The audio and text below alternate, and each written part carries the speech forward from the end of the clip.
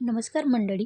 चला तर आज बनवूया पाटोडी रस्सा. तेल ठेवलेलं आहे, त्यात जिरं टाकलं आहे, लसूण आणि मिरची वाटून घेतलं आहे, त्यात पाणी टाका, कोथिंबीर टाका आणि 1 वाटी हरभऱ्याचं पीठ घेऊन पीठला थोडं 2-5 मिनटं शिजू द्या.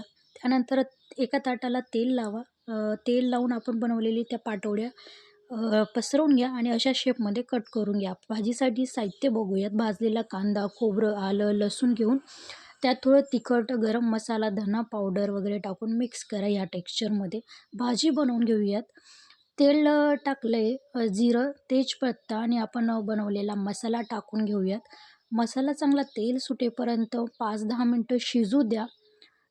त्यानंतर गरजेनुसार पाणी टाका. भाजीला घट्टपणा येण्यासाठी बाजरीचं पीठ घेतलेलं आहे. त्यात पाणी टाकून मिक्स करून घ्या आणि 1-2 चम्मच टाकून घ्या भाजीत. कोथिंबीर टाकून घ्या मस्त भाजीला आणि आपण बनवलेल्या पाटोळ्या टाकून घेऊयात. भाजीला पुन्हा उकळी येऊ द्यायची आहेत 2 मिनिटं. त्यानंतर आपली भाजी रेडी आहे. बघू शकता किती छान झाली आहे भाजी. तर या मंडळी जेवायला रेडी आहे आपलं जेवण. सबस्क्राईब नक्की करून जा. धन्यवाद.